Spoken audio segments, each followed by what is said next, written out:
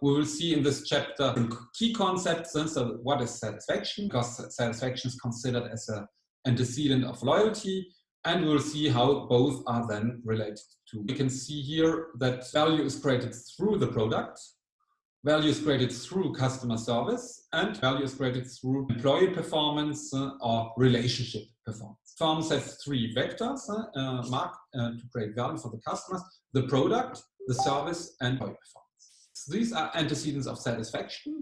So satisfaction is influenced by product, service, and employee performance.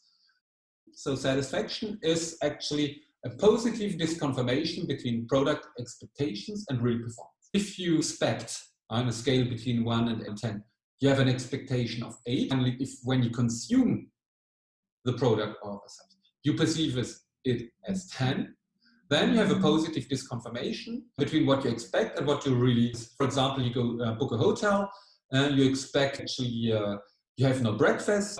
Finally, the hotel is offering you the breakfast, or you book a standard room, and finally the hotel will offer you a superior room.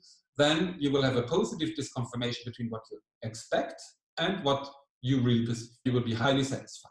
If the performance is higher than your expectations, then you will have high satisfaction. On the other side, if you expect more than you perceive, for example, you expect a 10, but you perceive only an 8, then you will have weak satisfaction. It will be a negative disconfirmation between product expectations and real performance. In this case, you will have dissatisfaction. So, for example, if you have booked a superior room, but finally the hotel will give you a standard room, or if you have booked a room with view on the city and you have a room with a view on the backyard, then you will expect more than that you finally get, and you will have a negative disconfirmation between what you expect and what you really perceive. It means that you will be highly dissatisfied. Antecedents of satisfactions are actually the performance. So we evaluate our experience in terms of product experience, in terms of service experience, in terms of employee performance, how the employees perform the services. So for example, if we take an airline, we evaluate clearly performance, how the flying attendants produce the service, and it influences directly our satisfaction. What are the antecedents of satisfaction? The antecedents are based on communication, so word-of-mouth communication, that is communication done by other customers, but also on companies' advertisings, past experiences, also the buyer's needs. So again, we can see in this framework that customers expect a given level of product or service performance or relationship performance, and they perceive really the performance of the product, service, or relationship. And the difference between both brings either a positive disconfirmation, which is called satisfaction, or brings a negative disconfirmation, which is called dissatisfaction. And you can see that the expectations customers have depend on these four variables. So first of all, communication. So the more positive the advertising is, the more the company gives promises to the customers, the higher the expectations. The better the word of mouth or the reviews which are done by customers are, the higher will be the expectations. Let's take the example of TripAdvisor. When customers see a lot of positive reviews, a lot of nice pictures of a hotel room, then the expectations will be high in accordance to the positive reviews or large number of promises which are given by the brand. Another factor is clearly the experience. So if we have only positive experiences in a given hotel room, so we have a high expectation about the standards, the services which are given in the room or in the hotel, and so the expectations will be high. And therefore, our expectations are based on what we have lived before in terms of buying experience, our past buying experiences. And last but not least, there are our needs and the buyer's needs. So the higher the needs, the higher the expectations. So if we book a room for a honeymoon or for a holiday trip, we clearly have higher expectations than if we book it only for one hotel night. According to buying situations, according to buyer's needs, customers have given expectations. And past experiences and needs are strongly related also to the buyer's incomes. So if the income is higher, the expectations are generally also higher. but it's also related to age. So younger customers have experiences and sometimes also, and mostly also lower needs, lower expectations due to less exigencies in terms of their needs.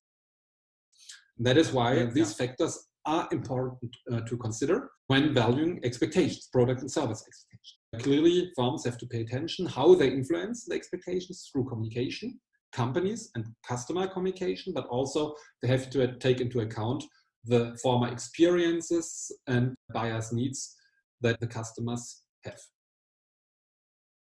How can we measure satisfaction? Satisfaction is measured with 3 tools. The first of the tools are customer satisfaction barometers, which are measured through surveys. It's a survey-based method, which is generally based in different touch points. For example, when a customer is placing an order on a website, he or she will be surveyed about the website experience and transaction that happens on the website. So transactional experience. Then a couple of days or weeks later, satisfaction survey is done about the delivery satisfaction. The product has arrived at the right time, and a final satisfaction barometer can be realized once the customer has product experience. First tool are customer satisfaction barometers or customer satisfaction surveys, which are also used by airlines, for example. After each flight, customers are surveyed about their experience based on a tool which is called SurfQual. The second tool, mystery shoppers, customers which are sent by the brand to observe the service provider. This tool is mostly used in the service industry. So these mystery shoppers are acting like a real shopper and will observe the service providers in order to detect dysfunctioning in the service delivery process of the service provider.